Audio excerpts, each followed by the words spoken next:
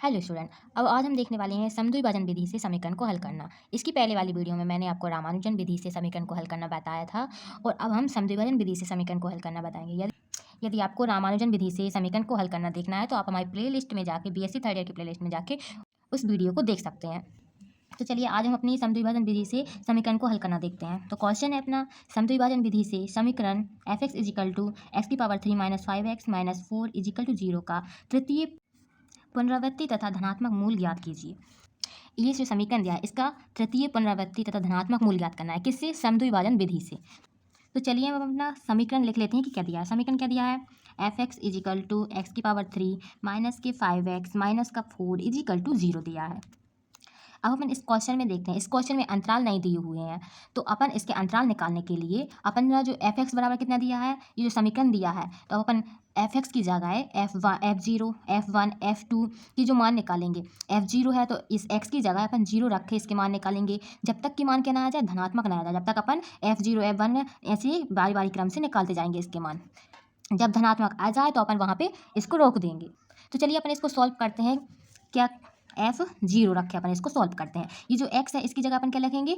0 रखेंगे। ठीक है, तो चलिए रखते हैं। x³ है तो यहाँ पे 0³ - 5 × 0 - 4 = 0। ठीक है, तो ये तो 0 हो गया, ये भी 0 हो गया। क्या आया? सिर्फ -4 आया। तो ये जो अपना मान आया है f0 रखने पर तो कितना आया? -4 आया, मतलब धनात्मक आया है। तो सॉरी ऋणात्मक आया है। ठीक है, अब अपन f1 रख के सॉल्व करते हैं। अब ये जो मान आया ये ऋणात्मक आया है, तो अब अपन को मान कैसे चाहिए? धनात्मक चाहिए। तो अपन इसके आगे के सॉल्व करेंगे। यदि उसमें भी ऋणात्मक आया तो अपन और आगे सॉल्व करेंगे। ठीक है, तो अपन 0 निकाल लिया। आप क्या निकालेंगे? अपन 1 निकालेंगे। 1 रख के सॉल्व करके देखते हैं कि क्या आता है। x³ है तो x1³ - 5 × 1 - 4 = 0। ठीक है, 1 - 5 - 4 = 0। अब चलो सॉल्व करते हैं। 1 - 5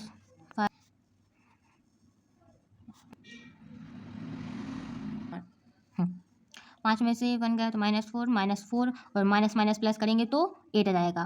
किसके? माइनस के। तो अभी भी क्या नहीं आया अपना? धनात्मक में वैल्यू नहीं आई है, तो अपन f2 रख के सॉल्व करते हैं। ठीक है, 2³ - 5 × 2 - 4। ठीक है, अब 2³ करेंगे तो 2 2 = 4, 2 2 = 6। 2³ है तो 2 दूनी 4, दूनी 8, कितना आ जाएगा? 8 आ जाएगा। 5 दूनी 10 माइनस के 4। यहाँ पे कितना आ जाएगा? 8 में 10 में से 8 जाएंगे, माइनस के 2 आएंगे, माइनस का 4 आएगा, माइनस माइनस प्लस हो जाएगा। 4 और 2 को जोड़ेंगे तो माइनस का 6 आएगा। बड़ी संख्या के सामने माइनस के जोड़ना है। f2 में भी हमको ऋणात्मक मान प्राप्त हुआ है, तो अपन f3 निकाल के देखते हैं। तो 3³ - 5 × 3 - 4। चलिए 3³ करेंगे तो कितना आ जाएगा? 3 3 का 9, 9 तिया 27, माइनस 5 3 15, माइनस के 4।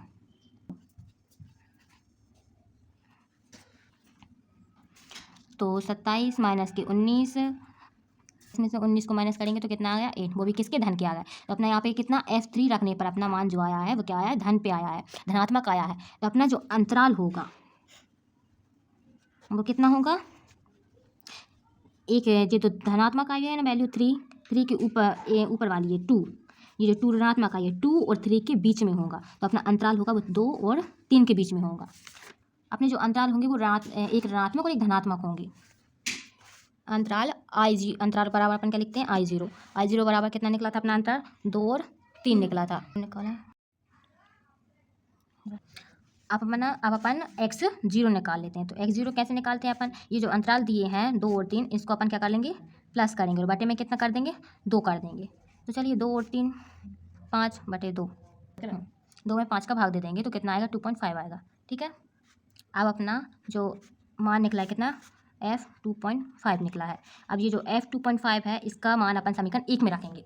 इसको अपन क्या देते हैं? समीकरण 1 दे देते हैं। जो x0 का मान निकला है उसको अपन इस x की जगह रख देंगे। ठीक है, x³ थी तो यहाँ पे 2.5 की पावर अपन क्या करेंगे? 3 करेंगे, -5 × 2.5 x की जगह रखेंगे, -4। ठीक है, 2.5 पूरी की पावर 3, तो इसका अपन देंगे तो कितना आएगा? 15.6 आएगा। ठीक है, 5 का 2.5 में करेंगे तो आएगा 12.5 -4 करेंगे तो क्या आएगा? 0.9 आएगा। जो वैल्यू है ये अपनी कैसी आई है? धनात्मक आई है। तो अब अपन अंतराल I1 बराबर कितना लेंगे? सॉरी यहाँ कुछ मिस्टेक हो गया था कैलकुलेशन में, तो इसका मान -0.875 आ रहा है। तो अपन अंतराल कितना लेंगे? एक माइनस का लेते हैं, एक प्लस का लेते हैं। ठीक है, तो अपना पहले वाला अंतराल क्या था? 2 और 3 था, इसमें 2 क्या था माइनस का था, 3 क्या था प्लस का था। ठीक है, तो अब अपन अंतराल लेंगे दो, अपना ये जो अंतराल आया है 2.5, ये किस में आया है, माइनस में आया है, तो अपन इस माइनस वाले 2 की जगह 2.5 अंतराल लेंगे और प्लस वाले अंतराल में 3 लेंगे। ठीक है, 5 और 3 के बीच में रहेगा अपना अंतराल। जैसे अपने I0 का जो ये जो अंतराल निकला था तो अपन ने x0 निकाला था। ठीक वैसे ये जो I1 ये जो अंतराल निकला है तो अपन इसके बाद x1 निकाल लेंगे।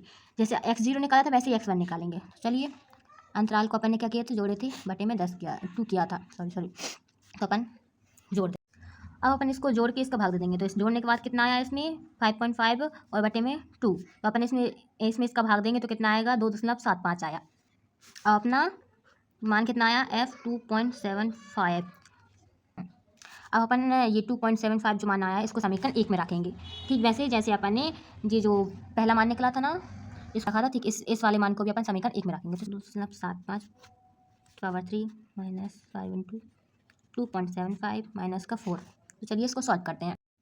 अब इसको अपन सॉल्व करेंगे तो अपना आंसर आएगा 0.468 में। ठीक है, ये जो वैल्यू आई है क्या आई है, धनात्मक आई है अपनी।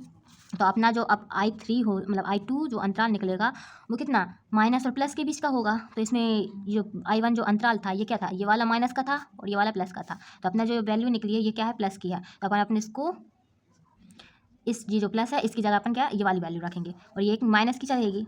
2.5 क्या है, माइनस का है, इस प्लस की जगह अपनी ये न्यू वैल्यू आई है 2.75 का मान।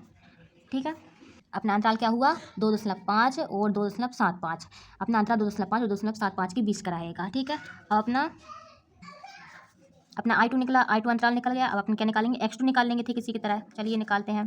जैसे x1 निकाला वैसे ही x2 निकालेंगे अपन। 2.5 प्लस 2.75 अपॉन क्या 2।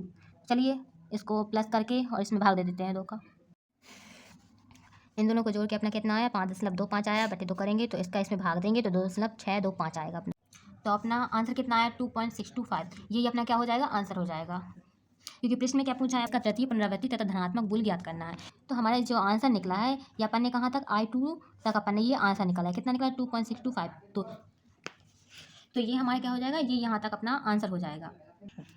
अपना ये जो समीकरण दिया था इसमें क्या लिखा था, तृतीय पुनरावृत्ति तथा धनात्मक मूल ज्ञात करना है। तो हमारा क्या निकला था, x0 का मान निकला था, x1 का, x2 का। तो ये तीसरी पुनरावृत्ति हो गई और हमारी ये तीसरी पुनरावृत्ति में धनात्मक मूल प्राप्त हो गया 2.625। तो अपना ये जो धनात्मक मूल हो गया प्राप्त, तो यही अपना क्या हो जाएगा, आंसर हो जाएगा। आज के लिए बस यहीं तक। इसके आगे के क्वेश्चन हम नेक्स्ट वीडियो में बताएंगे। यदि आपको हमारी वीडियो पसंद आई हो तो हमारे चैनल को लाइक शेयर और सब्सक्राइब करना ना भूलें।